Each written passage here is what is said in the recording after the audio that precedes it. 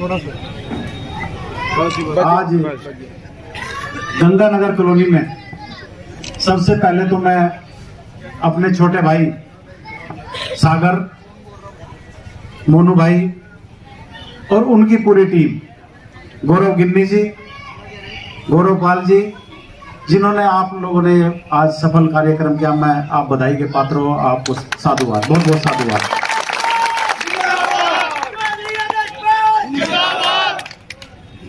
और हमारे साथ में आम आदमी पार्टी की पूरी टीम, योगेंद्र चौहान जी, भाई ललित त्यागी जी, लखविंदर सिंह लखा जी, सालू मल्होत्रा जी, राहुल भान जी, जसपाल संधू जी, जसपाल मन्नीपुर जी, अशोक पारचा जी, गौरव गिन्नी जी, लवली सिंह, सागर शर्मा जी, मोनू शर्मा जी, सुमित पाल सिंह, पंकज बेगमपुर, सत्येंद्र मानखेड़ी जी, ब्रजेश मान, ललित गुलाबगढ़, विजय वर्मा जी, शुभम कक्कड़ जी, मुन्ना साहब और लवली सिंह, मुझे कहीं नजर नहीं आ रहा, लवली सिंह का भी इसमें विशेष योगदान है और पुराना साथी है हमारा। और मैं अगर बात करूं गंगानगर कॉलोनी की, नहीं भाई मत मुस्कारा मेरे सामने, ये बहुत पुराना साथी है, पूरी टीम, आप सभी बधाई के पात्र हैं। और सभी के अगर कहो तो मैं 70% लोगों के नाम ले सकता हूँ, आप मेरे सब चित परिचित लोग हैं। जिरम जी बैठे, फौजी साहब बैठे हमारे बीच में, मंजीत जी बैठे हैं हमारे बीच में गोविंदगढ़ फार्म से, तो आप सभी बधाई के पात्र हैं। मैं ज्यादा टाइम नहीं लूंगा, शाम का टाइम हो चुका, सभी को घरों पे जाना है, काम भी है सभी को। वैसे तो आज संडे की छुट्टी है। भाई राजेश जी हमारे पास रामपुर से आए, मैं आपका भी स्वागत और अभिनंदन करता हूं। मैं आज इस सरकार की नीतियों के बारे में आपसे बात करूंगा। कितनी बढ़िया सरकार है। 9 साल इन लोगों को हो गए। जब कांग्रेस की सरकार यहां से गई थी, इन लोगों ने एक वादा किया था कि जगाधरी शहर को हरियाणा के मानचित्र के ऊपर नंबर 1 का शहर बनाएंगे। इतना बड़ा पद इन लोगों को मिला। उसके बाद दोबारा से आप लोगों ने इनका आशीर्वाद दे दिया और वही ढाक के 3 बात 5 मंत्रालय होने के बाद आज जिस सड़क से मैं आया हूं, शर्म की बात है, ऐसी सड़क नहीं होनी चाहिए। सीवेज का बुरा हाल है, सड़कों का बुरा हाल है। एक छोटी सी बारिश हो जाए, शहर में किस्ती उतारनी पड़ती है। पूरा शहर खुदवा के डाल दिया इन लोगों ने। दुकानदारों का बुरा हाल, 2 साल से मार्केट खोद के नाश कर दिया इन्होंने। जिस दुकानदार के पास से एक ग्राहक चला गया, 6 महीने के लिए भी चला गया, क्या वो वापिस आएगा उस दुकान पे? वो कहीं दोबारा से चला जाएगा और दोबारा से वो उस दुकान पर वापिस नहीं आएगा। मार्केट का भट्टा बिठा दिया इन लोगों ने। शहर के अंदर कितनी बीमारियां हैं, चिकनगुनिया, डेंगू, मलेरिया, अस्पताल भरे पड़े हैं। लोगों के पास रोटी तो खाने को नहीं है, रोजगार नहीं है, दवाइयों के पैसे कहां से लाए? और एक हमारे मुख्यमंत्री साहब हैं, हिसार के अंदर जन संवाद रैली हुई थी अभी, मुख्यमंत्री साहब उसके अंदर थे। एक महिला ने वहां पर एक सवाल किया, आपने सोशल मीडिया पे देखा होगा। उस महिला ने कहा सरकारी नौकरी तो आप दे नहीं सकते, आप हमारे बच्चों के लिए यहाँ कोई बड़ी फैक्ट्री लगवा दो जिससे हमारे बच्चे कुछ उनको रोजगार मिल जाए, रोटी का सहारा हो जाए। मुख्यमंत्री साहब इस प्रदेश का सर्वोच्च पद उनको जवाब देता है कि इसको बिठा के चंद्रयान पे भेज दो। अरे शर्म कर लो कुछ, आप जिम्मेदार हो। नौकरी देना आपका काम है, व्यापार कराना आपका काम है। प्लाई बोर्ड का भट्टा बैठ चुका, मेटल की इंडस्ट्री खत्म हो चुकी। आज मेटल के यहाँ कितने व्यापारी बैठे हैं, हाथ पे हाथ रखे बैठे हैं। आज दिवाली का टाइम है, 2 महीने बाद दिवाली आपके बीच में होगी। मेटल के कारोबारी को कभी भी इस टाइम पे फुर्सत नहीं होती, लेकिन सब हाथ पे हाथ रखे बैठे हैं, किसी के पास काम नहीं है। फैक्ट्री बंद हो जाएगी, रोजगार कहां से आएगा? सरकारी नौकरी आप देते नहीं है, आप कौशल विकास देते हैं। इन लोगों की एक फार्मूला है, ये कहते हैं गुजरात मॉडल। क्या है गुजरात मॉडल, किसी को पता है आपको? ये कहते हैं कि डीसी रेट रख लो, अब कौशल विकास आ गया, और उन लोगों को 15,000 रुपए पे काम कराओ। ये कहते हैं सरकारी आदमी गधा होता है, काम नहीं करता। अगर आप उनको प्राइवेट पे रखोगे, उनको कॉन्ट्रैक्ट पे रखोगे, भाग भाग के काम करेंगे। अरे भाग के तो काम करेंगे, लेकिन सरकार का काम पैसे कमाना नहीं। कल्याणकारी सरकार, कोई भी सरकार होती है, उसका काम रोजगार देना होता है। अगर एक घर के अंदर 30,000 रुपए, 40,000, 50,000 रुपए सैलरी जाएगी, वो दुकानदार के पास जाएगा, अपना पैसा खर्च करेगा, उससे एक सर्कल चलता है, वो सर्कल इन लोगों ने तोड़ दिया। मैं पूछना चाहता हूं, अगर 15,000 की सरकारी नौकरी कोई करेगा, कोई नौजवान करेगा, क्या वो अपने घर का गुजारा कर सकता है? क्या अपने माँ बाप को रोटी खिला सकता है? क्या घर के अंदर नई दुल्हनिया ला के वो रोटी खिला सकता है? 15,000 रुपए में तो आज एक आदमी का गुजारा भी नहीं होता। शर्म आनी चाहिए ऐसी सरकार को। हम लोग इनके बहकावे में जाते हैं, नए नए सबू पे छोड़ते हैं, नए नए सबू पे रोज, कभी हिंदू मुस्लिम, कभी जाट नॉन जाट। पंजाब के अंदर बहुत कोशिश की, सिख नॉन सिख को लड़ाने की कोशिश की, लेकिन कामयाब नहीं हुई। पंजाब के लोग बड़े समझदार लोग हैं। मैं तो आप लोगों से एक विनती करने के लिए आया, घबराने की जरूरत नहीं। कुछ लोगों को हम बात करते हैं कि प्रोग्राम में आ जाना, कहने के जी कोई देख लेगा, फोटो खींच लेगा। भाई रणजीत सिंह छंगा जी हमारे बीच में आए, भाई मैं आपका भी स्वागत और अभिनंदन करता हूं। मैं अभी बात कर रहा था, चारों तरफ से व्यापारी के बुरे हालात, किसान के बुरे हालात, मजदूर के बुरा। आप लेबर चौक के ऊपर जाइए सुबह ही, कितने मजदूर गांव से रोटी बांध बांध कर आते हैं, शहर से, मोहल्ले से, और वो 11 बजे अपने घरों को उन रोटियों को लेकर वापस चले जाते हैं। जब काम नहीं होगा, रोटी कहां से खाएगा? नशाखोरी मोहल्लों के अंदर, चाय की दुकानों के ऊपर, खोखो के ऊपर नशा बिकता है। उसका जिम्मेदार कौन है? उसका सौदागर कौन है? ये आप लोगों को देखना है। मैं तो आपसे एक विनती करने के लिए आया हूं, अगर आप अपनी आवाज नहीं उठा सकते, जहां जहां आपकी कॉलोनियों में नशा बिकता है, आपसे अनुरोध करूंगा, मुझे वो जगह बता दीजिए। आप मुझे वो जगह बता दीजिए। अगर सरकार उनको नहीं पकड़ने का काम करेगी, हम लोग रेड खुद करेंगे और सरकार के हाथों में जाके दे देंगे उनको छुड़वाने। मैं देखता हूं कौन छुड़वाएगा। सरकार के लोग सरेआम नशा बिकवाते हैं, वीडियोज आती हैं। अगर बात करूं दुर्दशा की, नौजवान बच्चे आज सड़कों के ऊपर क्या करते हैं? 2 चीजों की बहुत बेकदरी है। एक तो इनकी नौजवानों की, ये फौज फिरती है, और एक सड़क पे बछड़ों की, है ना? वो बछड़ा जब चलेगा सड़क के ऊपर, किसी के खेत में जाएगा, लठ बजेगा, किसी की दुकान में जाएगा, लठ लगेगा। चल, उनकी बहुत बेकदरी है। और इनकी भी बेकदरी। घर वाले कहते हैं सुबह ही काम कर ले, जाके काम क्या कर ले? बड़ी बड़ी डिग्रियां लेके, अच्छे पढ़ लिख के आगे रोजगार के लिए जाता है, रोजगार नहीं है। फिर आएगा निकम्मे, फिर आगे शाम को घर तू चक्कर काट के। वो बच्चे जब उनको रोजगार नहीं मिलता, वो नशे की गिरफ्त में आ जाते हैं। और उसके बाद वो क्या करते हैं? जब वो नशा उनको नहीं मिलता, उनको पैसे नहीं मिलते, माँ बापों के साथ वो दुराचार करते हैं, माँ बापों के साथ झगड़े करते हैं। माँ बाप भी कहां से देंगे? उसके बाद वो चोरी का काम करते हैं, चोरी चकारी। यहाँ की मेटल इंडस्ट्री, जिनका पित्तल का काम है, जिनके पित्तल के व्यापार है, रोज मेरे पास 10 शिकायतें आती हैं। फैक्ट्रियों की 30-30 फुट ऊंची दीवारें कर ली, फैक्ट्रियों के अंदर बड़े बड़े सीसीटीवी कैमरे लगा दिए, फैक्ट्रियों के मालिक फैक्ट्रियों में सोने को मजबूर हैं, फिर भी चोरी नहीं रुक रही। ऐसे हालात इस सरकार ने बना दिए।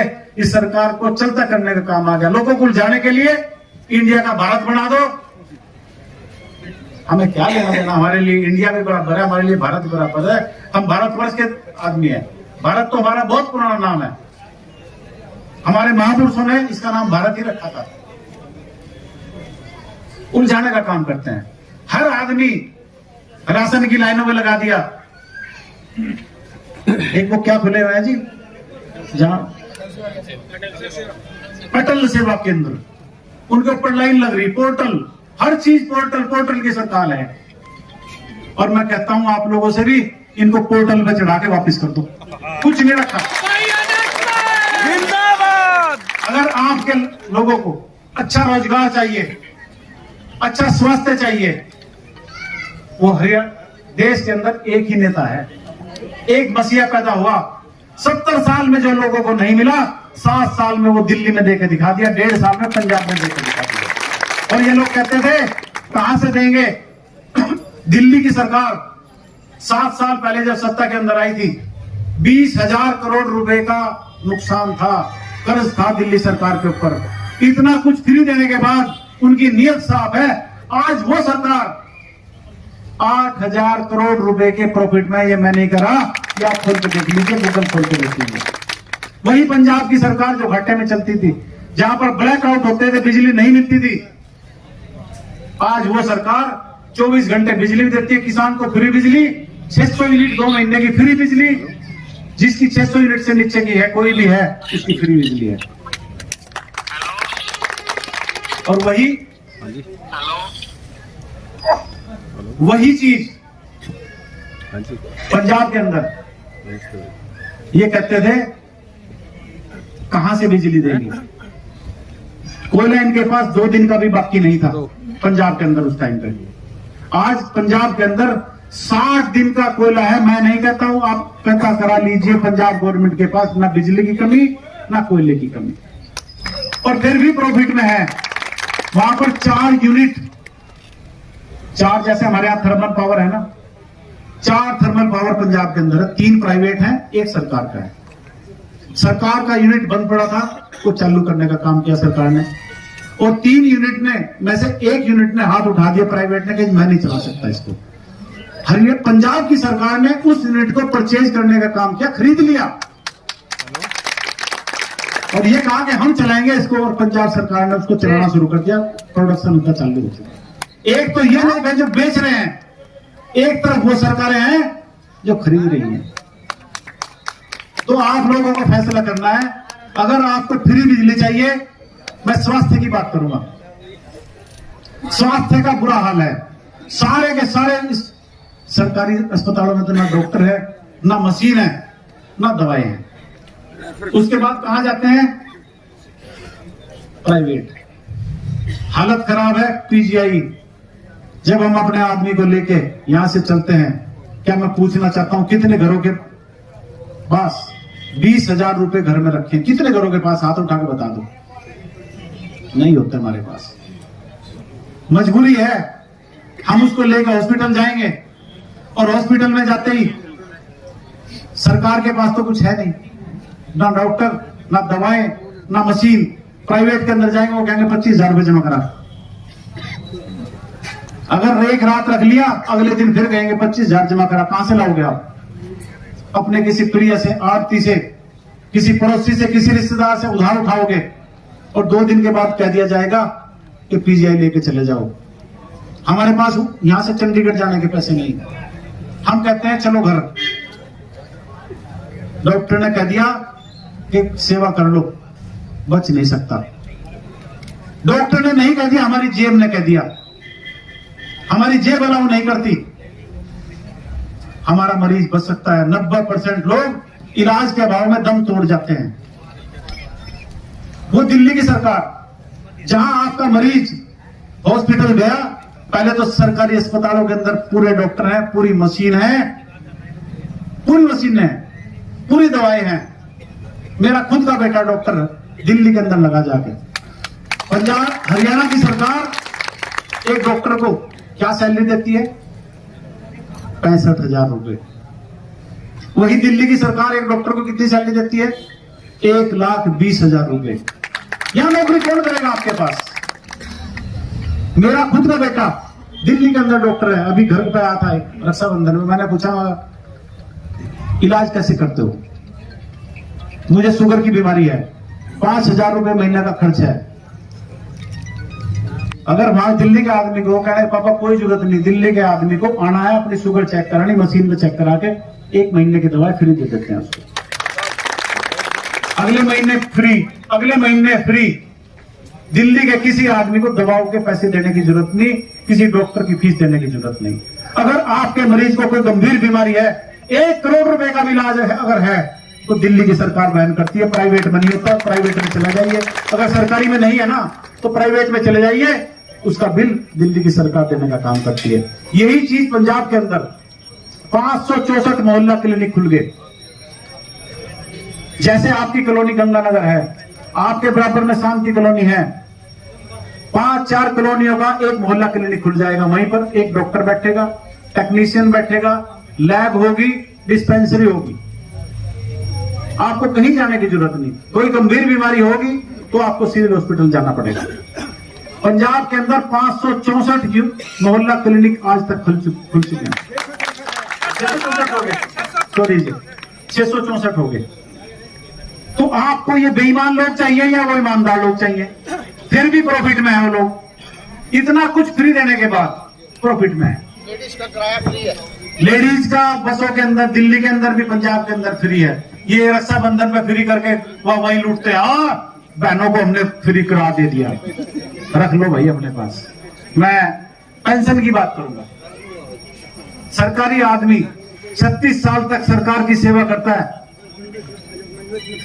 गधे की तरह काम करता है 36 साल तक, और जब वो रिटायर होता है उसको यहाँ पर फ्री में चलता कर देता है। ओल्ड पेंशन स्कीम बोलते हैं।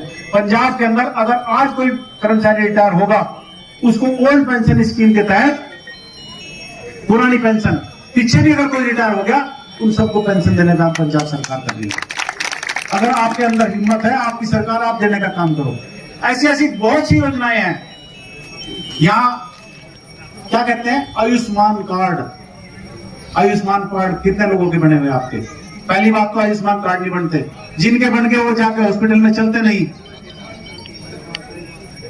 और चलते हैं जिनके चलते हैं उनके डॉक्टर गल्लू घारा करके पैसे निकाल लेते हैं।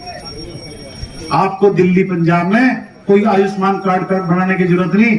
आपका आधार कार्ड ही आयुष्मान कार्ड है। आधार कार्ड लेके जाइए, दिल्ली का, पंजाब का, आपको फ्री में मिल जाएगा।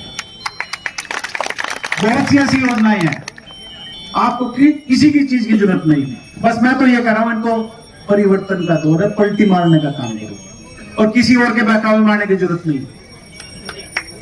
इस देश के अंदर अगर बदलाव आएगा, आम आदमी पार्टी, और ये कहते हैं कि ये तो सुपारी पार्टी छोटी सी है। इस छोटी सी पार्टी ने 10 साल में राष्ट्रीय पार्टी का दर्जा हासिल कर लिया।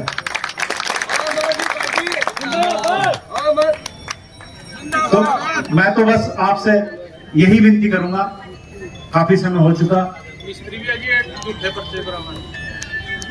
काम किया। धन्य हो आम आदमी पार्टी के वर्कर, जो सभी लोग वहां गए, इनको अपने मंसूबे में कामयाब नहीं होने दिया। ऐसे ऐसे बहुत से उदाहरण है। अगर आप बोलने का काम करते हो तो आपको चौकी थाने के अंदर बुलाने का काम करते हैं। चौकी थाने में अगर नाजायज आपके साथ होती है, ऐसे नाजायज अब होगी नहीं। हरियाणा के अंदर बहुत अच्छे डीजीपी साहब आए, अभी बहुत अच्छे एसपी साहब हमारे बहुत अच्छे हैं। मैं पहले ही धन्यवादी हूं।